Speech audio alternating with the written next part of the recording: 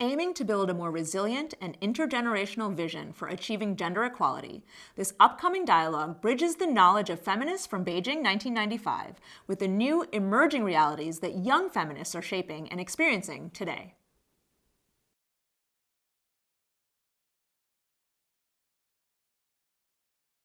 So thank you everyone for joining our SDG Action Zone session today. My name is Abel Koka and I work for Restless Development in Tanzania. We have a hugely inspiring group of speakers joining us who I can't wait to meet. Together we are going to reflect on some of the real successes from women's rights movement and the leadership of feminist youth-led movement to achieve the global goals and contribute to the Beijing+25 process. Some of you may be wondering why I'm hosting. As a young feminist myself, I'm part of the Beijing+25 Youth Task Force for Generation Equality Forum under UN Women. And this is a critical advocacy moment for us all in 2021 and the gender equality movement at large. With 25 years since the Fourth World Conference on Women in Beijing, this is the moment to bridge knowledge between the earlier feminists from Beijing and emerging young feminists. We need to have this conversation between generations to build a more resilient intergeneration and long-lasting gender equality movement that focus on feminism. So let me introduce you to our brilliant speaker, and kicking us off today will be Natalie Tingo from Kenya, who has been a girls' and women's rights youth activist for over 8 years, running community dialogues, public rallies, and marches to raise awareness of and end violence and discrimination against girls. She's currently a member of the Youth Power Panel. Your question to you, Natal, is, as a young feminist and sexual rights activist, what do you see as some of the major achievements of feminists today, and what can different stakeholders and the older generation of feminists learn from young people? Over to you, Natalie. Thank you so much, Abel. My name is Natalie, as you've rightfully said, and I'm really glad to be here at the SDG Action Forum. So thank you so much. And as you've rightfully said, the Fourth World Conference on Women in 1995 in Beijing has been heralded as a landmark moment for gender equality, both because it's a declaration and a platform developed at the conference, and because of the more than 30,000 feminists gathered around the world to jointly strategize for a better world. But where I'm seated 25 years later, despite the many hard-fought victories and leaps forward, the gender equality agenda still suffers from insufficient funding, regressive policies, social norms, and poor accountability. And in some parts of the world, active opposition and rollbacks on the rights means that advocates like me are fighting just to hold ground, and new threats like the COVID-19 pandemic is threatening to further unravel the process. However, one of the things that I'm really proud of is like the watershed moment in feminism in the last decade, the Me Too movement. This happened at a time when all women around the world, and also some men, gathered to protest against sexual harassment and sexual assault. Additionally, something I'm really, I see as a major achievement are the grassroots movements led by young people, particularly young women like me, who are mobilizing and empowering and supporting and delivering services to millions of the most vulnerable and marginalized people around the world, accelerating effort to end female genital mutilation, child marriage, sexual abuse, infant and maternal mortality, and improved well-being for women and girls. So, what can we learn from us, the young people? What we can all learn from young people is that we are building a better world that we want now, a world that is safer, sustainable for all of us, and a world, and the one thing that we need to do now is to work together to achieve the global goals. Thank you so much, Abel. Thanks so much, Natal, for the so short and on-point reflection. Now we're moving to our second speaker, who's Lidis Meyer from Colombia, who is working in Advocates for Frida, the Young Feminist Fund, the world's only fund led by and dedicated to resourcing young feminists. We are thrilled to have her here, and the question for you is, how do you think young feminists are contributing to the gender equality movement? What do you see in the future for what do you see in the future for transforming advocates and taking the Beijing platform for action forward? Over to you, ladies. Hi, everyone. Thank you so much for the invitation to be here. My name is Lady San Juan. I am the Communications, Advocacy, and Tech Manager at FRIDA, the Young Feminist Fund. We are the only youth-led fund that is dedicated solely to resourcing young feminist activism in the Global South. And bueno, in terms of like what young feminists contribute to the gender equality agenda today, I think that there's a, I mean, like I was trying to answer this question, and it's not an easy question to answer because there's such a diversity and such a different, like a diverse way in which young feminists organize today. You know, through activism, through digital communications, through music, through care, also through healing. And also through creating like different models of affection, different models of organizing that are radically different from what we have seen in the past, to the point where they this activism just doesn't kind of fit on what the imaginary of international organizations and human rights funding considers activism, right? Because a lot of young feminist organizing is based on friendship, it's based on solidarity, and it's also based on horizontal work. Otherwise, it really just fails. And so I think that one of the really beautiful things that young feminists are bringing today is like this diverse and creative way in which they're organizing that is based on mutual care, respect, and love. The other thing is anger. I think young feminists are incredibly angry. We are seeing in the COVID pandemic an incredible rise in feminicides all over the world and in gender-based violence. And we are also seeing how governments all over the world are becoming more right-wing and more patriarchal and more homophobic, and how we are experiencing that in our own bodies and in the spaces that we occupy. That includes the digital space. So one of the things that young feminists are trying to bring is also an alternative way of looking at the internet and the digital tools that we're using to organize, because governments and corporations are using those tools. It's like every day that young feminist platforms on Facebook, on Instagram, on pictures that we put on online are taken down before things like hate speech and trolling and targeting young feminists organizing online as well. So we're seeing this incredible rise, and we're also seeing like an anger that is erupting all over the world.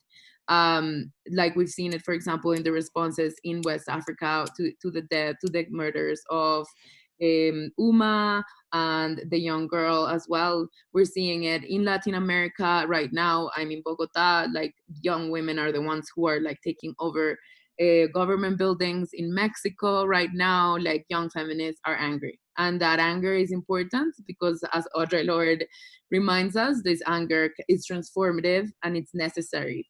And so one of the things that I see for the future, to answer the second question, is an important role for organizations and international human rights activists and workers to channel and to receive this anger and to like take it and to respond to it, and not to ignore it or soften it or make it or put it into a definition of what is international development. Because a lot of young feminists are creating alternative forms of organizing that are inspiring and that we can learn from. So understanding them and seeing them, I think it's really important. Particularly, you know, we can see that in the internet. You know, we can see how they are building alternative infrastructure that we can use, and alternative forms of organizing that we can learn from. Unfortunately, in the future, I also see a lot more rollback to our rights, as are the previous speakers shared, and definitely the rise of right-wing fundamentalism as a response to the anger that young feminists are creating, and also to a new understanding of society. So I also see that with the strengthening of young feminist movements, there's also going to be a strengthening of patriarchal values and like a further like struggle within society. But yeah, there's also I think that there's a lot of organizing that the Beijing+25 platform can inform from and put those issues on the table. So the issues that young feminists are working on, for example, like safe abortion in Latin America, feminicide, violence against women online. I think those are the issues that young feminists would like to see reflected on the Beijing+25 platform in order to feel inspired by that and continue to be able to be guided by it. Thank you very much. Thank you so much, ladies, for the intervention. I have a follow-up question to you. Despite of the great success and good work being done by young people in make sure that the realization of gender equality is timely, young people have been facing lack of financial resources to engage in this feminist movement and even contributing to the realization of the Beijing Platform for Action. So what is your take to the development partners, to government, to United Nations and other organizations which are providing funds to people to engage in these movements? I think I saw it in the description of the event, but also it's a freedom mantra, like young feminists are the experts of their own reality. So I think giving positions of power and resources and decision-making power in these organizations to young people is absolutely crucial to understanding how to fund these communities. Because it's not only that there aren't enough resources, it's that a lot of young feminists are just not going to accept any resources. So because young feminists particularly they have an understanding that the cooptation of the movement can happen through resources and can happen through money. And so they're not going to accept something just simply because they don't have it. So I think when you fund a movement and you say, okay, what do you want? And also you also give a flexible funding like Frida, we have realized that when they are the ones who use the money for whatever they need, we are building resiliency and we're not building projects, and resiliency, as you mentioned at the beginning, is what matters actually in this, because in this fight is long and it's gonna take a few more generations, unfortunately, right?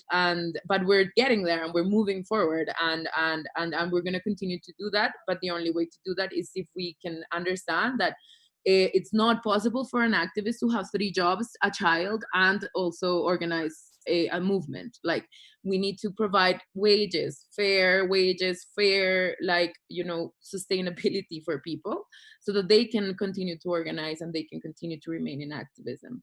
Otherwise, burnout is just going to continue to be the norm. Mm-hmm. Thank you so much, ladies, for your reflection.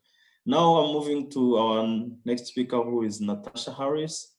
She is the Youth Engagement Advisor for the United Nations Girls Education Initiative, or in short, we call it UNGE. Your question is, since gender equality is a cross-cutting issue within the SDGs, how has the United Nations Girls Education Initiative built in intergenerational power, sharing into its strategies and vision for gender equality and education? Over to you, Natasha. Thank you so much, Abel, and thank you, Restless Development, for inviting Ungai into such a critical discussion with powerful panelists. As Abel mentioned, I'm Natasha. I work for the Ungai Secretariat to ensure that as the Ungai Partnership, we are actively working with and partnering with youth-led networks in all of our processes. I myself am a young feminist activist. I'm in the leadership team of Chalkback, a youth-led movement working to end gender-based street harassment and gender-based violence in and around schools through chalk art in the digital space. Ungai, we are celebrating our 20th year of existence this year. 20 years ago in Dakar, this partnership was launched by then Secretary General Kofi Annan to really progress the advancement of girls' education. And today we are a partnership working towards advancing gender equality in and through education.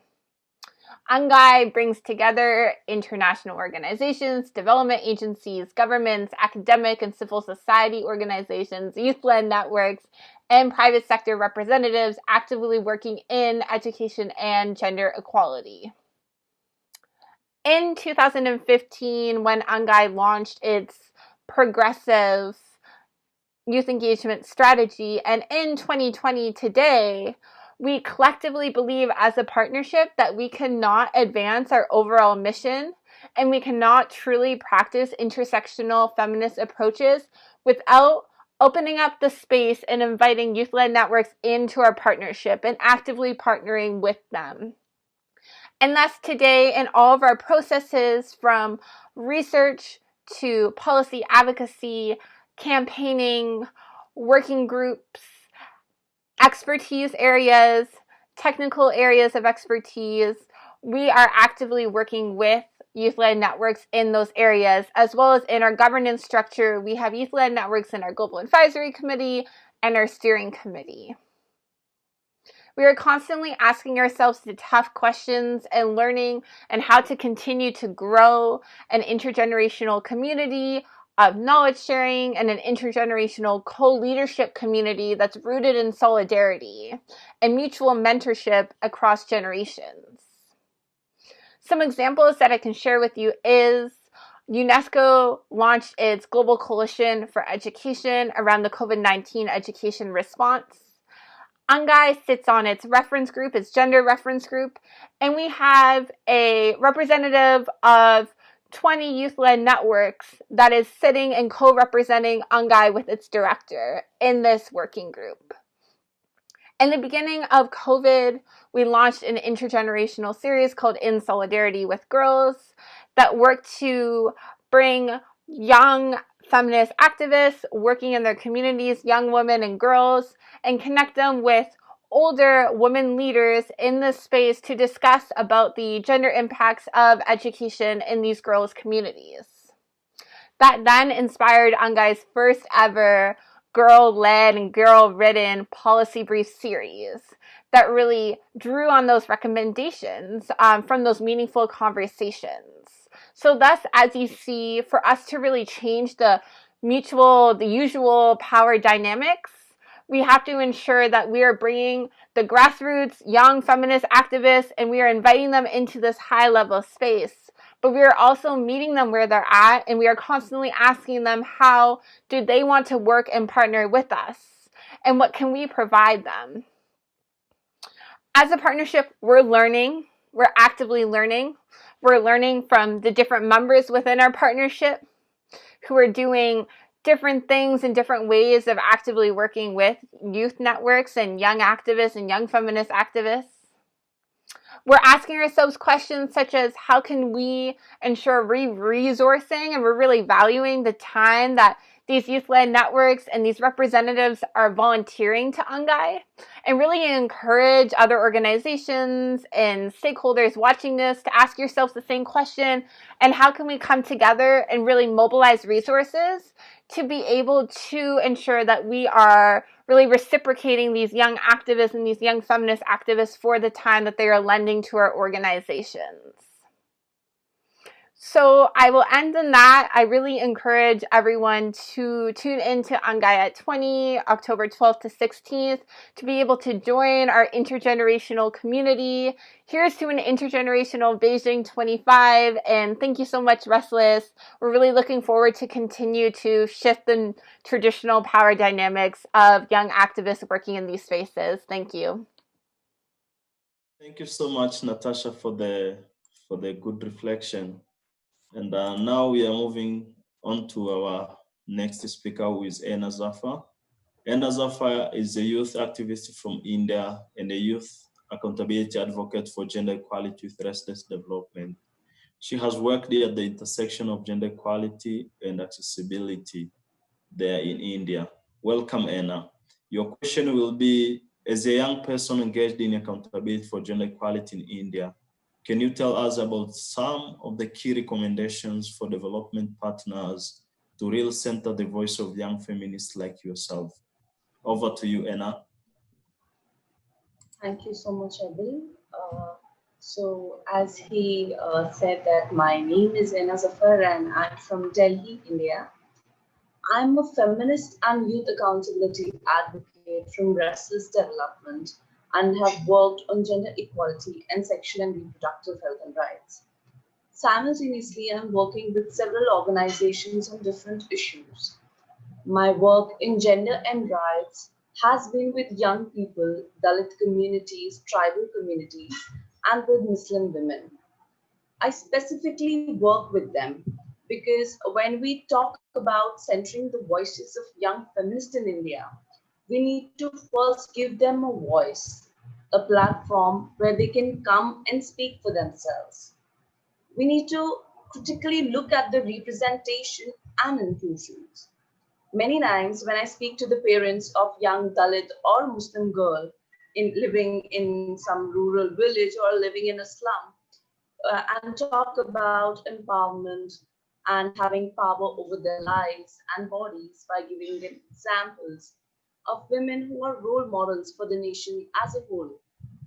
I hear parents say they are from different community, they are different from us, they have everything and things like that. So I think powerful women or those who we think of as role models are too often from the elites and unrelatable to most girls who face social, economic, and gendered barriers to empowerment. There are everyday examples of powerful young feminists in our local communities who have struggled for themselves within their families, and often for their communities, whose voices and experiences need to be amplified and included. Today, globally, we are finally recognizing the important contributions of Black feminists and their perspectives on sexism and racism. Similarly, in India, not all feminists have had an equal voice. Caste and religion are deeply rooted in our society. A young Dalit or a Muslim girl in India deals with multiple layers of oppression and patriarchy within her own house and in society when she goes out. Our role models and leaders in the Indian gender rights movement cannot all be from the upper caste. We need leadership from many different communities, especially from voices who have been historically marginalized and left out. So, lastly, I would like to share an experience that has impacted me greatly as a feminist. In India, we have the right to education. While it is a right, it still remains a dream for many young girls. Many young girls, especially in rural villages, cannot go to school because the distance from their home is not considered to be safe. Additional barriers like the cost of transportation is also shaped by patriarchy and gender norms, where parents prefer spending money on boys instead of girls. I remember talking to a few girls aged 11 to 13 and asking them if they want to study, to which they replied, "How is it even possible?" And one enthusiastic girl said she wanted to be a doctor one day. Making gender equality inclusive, therefore, must also be a conversation about access, and by that I mean accessibility in all spheres, by creating a truly safe environment free of violence, economic and gendered access to education, access to resources, access to political representation, and building this gender equality irrespective of caste or religion. So I guess that's my answer, like, my experience and speaking from Indian feminist point of view. Thanks. Thanks so much, Anna, for the great experience and reflection. And now moving to our last speaker, who is Coumba Toure from Senegal. She's a feminist writer, storyteller, and coordinator for the Pan-African Human Rights Organization, which is African Rising for Justice, Peace, and Dignity. Welcome, Coumba. Your question is, as a feminist who attended the 1995 Beijing Fourth World Conference, What do you think are some of the major changes, challenges, and opportunities for the gender equality movement today? What advice would you have given your younger self engaging in the space?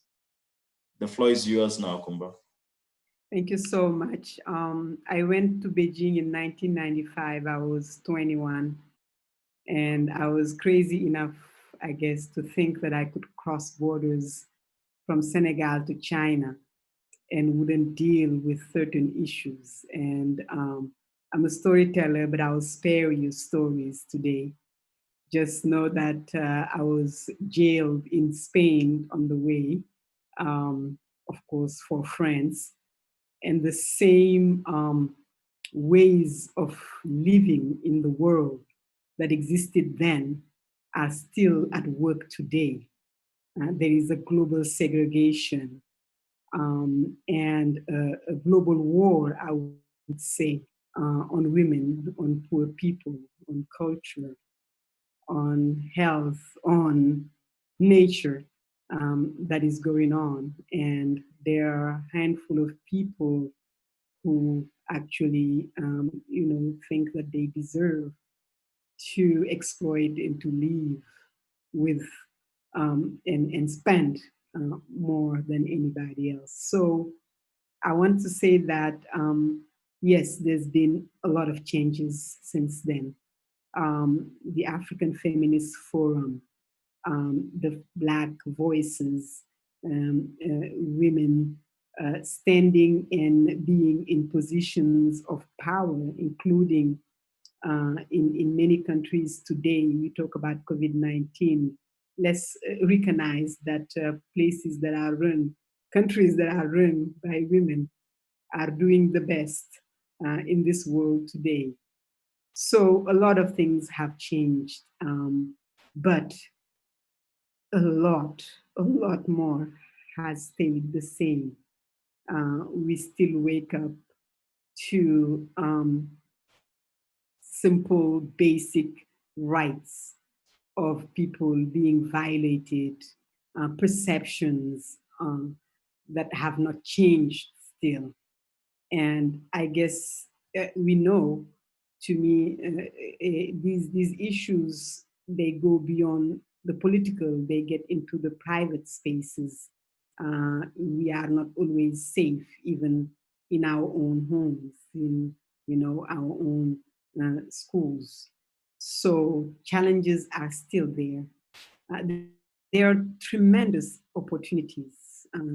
The fact that we can talk to each other, the stories that can be shared. The isolation is harder and harder now. When a girl, get killed somewhere in a village, it is possible, not always, but at least it is possible that other activists or the feminists or the politics can have access to those stories. And the fact that I want to call it even also an opportunity as much as it is a challenge, the fact that COVID-19 has also showed the fragility, the people that we believed were ahead today have to face it in a different way.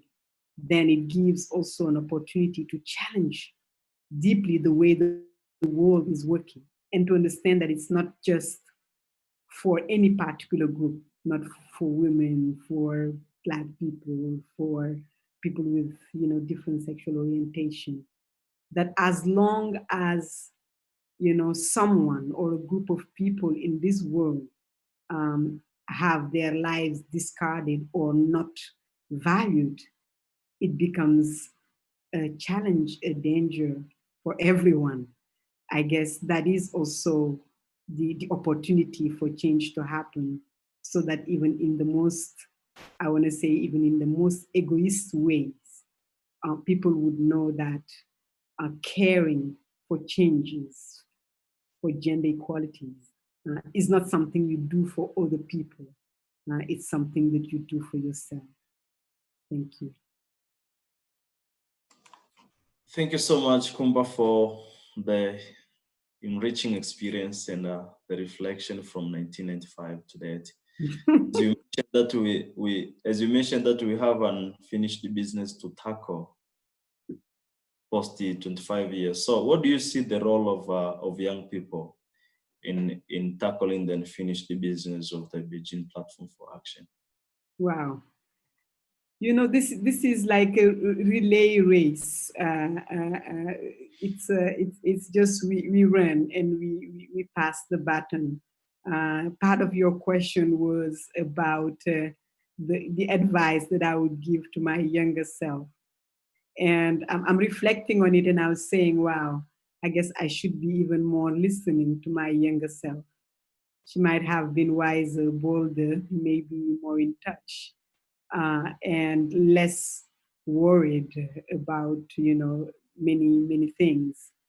So and I say this, but I really believe it. In the practice, it is important that we open and that we listen to people who are courageous enough, people who are ready to move things because they see so many years ahead of them that they will need to live, in this situation. So, yes, I would say to my younger self, yes, be as bold and even bolder, challenge even as more as you used to do. Don't restrain yourself. Of course, learn and support, or the feminist elders and give as much as you can. But I would say everything that I did then, if you can, double it, triple it. Don't worry about what will happen about it, because it is only that way that real change happens. Thank you so much, Coumba, for that answer. So thank you so much, everyone. Now before we let you go, I have one final question for you to give us your insight. Can you briefly describe what your vision of success is for the feminist and women rights movement by 2030, if we are to achieve a decade of delivery of the global goals? I can start with Natasha. An intergenerational women's and feminist movement where young feminists are funded. Thank you so much. Over to you, Natalie. Thank you so much. So my vision would be reduced inequality and achievement of gender equality and equity, because this is not just a fundamental human right, but it's a necessary foundation for peace and prosperous and sustainable world. Thank you. Thank you so much, Natalie. Anna? Thank you. My vision of success will be when every young girl is able to pursue her dreams, be it of becoming a doctor or a world-level athlete or a taxi driver, irrespective of social, economic, or cultural barriers. Yeah. Thank you so much, Anna. Now I'm moving to ladies. More young feminists in positions of power in international development and international human rights philanthropy, and a focus on well-resourced girl-led activism movement. Thank you. Yeah, thank you so much. Over to you, Coumba, for your contribution. Yeah, Piece of advice for us all, because you are the earlier generation, so we are looking forward to hear a lot from you. We have like 10 minutes, so you can use as much time as you want. Thank you so much. I accept to be the dinosaur and and the storyteller. So see, if you say dream, then, I'll dream, I'm not gonna, get myself, short, because I know, we have to dream large and shoot really, for the moon. What I really want is that the whole world, whether it's governments or organizations and systems, be run really by feminist principles. And to me, then that include making sure that people have access and equal access to resources, that everyone is counted, that especially people whose lives are, I want to say, so easily discarded, who can, die or get sick or be disposed so easily, that they are put, on a priority, list on, all of the needs, not only the basic needs, but going beyond that it's, we're not talking just about survival or getting, by. I want people to thrive, to be, to get their share of joy, and to be able to give and to participate to the way the world is run.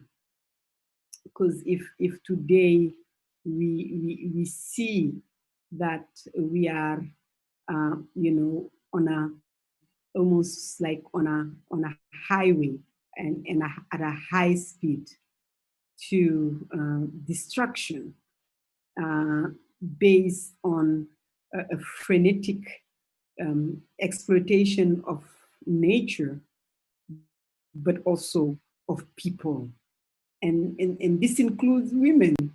Most of what women do every day in this world is for free, so that so many people can accumulate. We carry the burden of creating the resources. There are so many tasks and work that we do every day that allow the world to continue and to continue turning, but there is really not real acknowledgement or benefit of that. So if you ask me to dream, I will dream that we are not only seen, that our gift to the world be seen. I'm not talking about making it monetized. I'm talking about our ways of being be recognized as the way of being of this world. So yeah, let's dream. Let's continue play, I guess, the relay game, and let's make sure that as the writer says, Aikwe says, we from dreams, it is really from the insufficiencies of reality that dreams are born. From dreams, we create new realities so that new dreamers can start from better origins. So this is where we are. This is really, to me, that's how I see the link from 95 to today. We always, each of us, have to make sure that the dreamers that comes after us start from a better place, dreaming too. Thanks so much, Coumba, for that inspiring and touching reflection. The final words are, my take-home message is should keep dreaming and playing the relay until we realize the gender equality in the community. And this is the message I'll be sending to young people all over the world in whichever means they will use. So thank you very much, everyone, for taking your time to share your experiences, your inspiring stories and commitment in bridging the gender gap in the community. And I hope I will meet you in one way or another in the near future. And this marked the end of our conversation today. And I'm sure the organizers will share with us the link when it's ready for airing out. Thank you so much, and bye-bye.